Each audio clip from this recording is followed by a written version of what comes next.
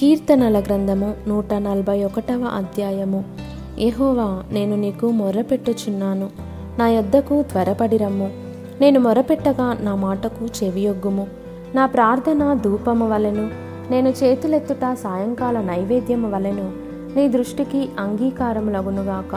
యెహోవా, నా నోటికి కావలి ఉంచుము, నా పెదవుల ద్వారమునకు కాపు పెట్టుము. పాపము చేయు వారితో కూడా నేను దుర్నీతి కార్యములలో చొరబడుకుండునట్లు నా మనస్సు దుష్కార్యమునకు తిరుగనీయకుము. వారి రుచిగల పదార్థములు నేను తినకయుందునుగాక.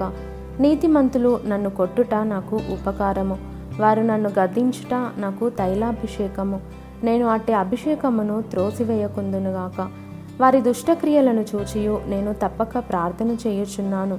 వారి న్యాయాధిపతులు కొండపేటు మీద నుండి పడద్రోయబడుదురు. కావున జనులు నా మాటలు మధురమైనవని వాటిని అంగీకరించుచున్నారు.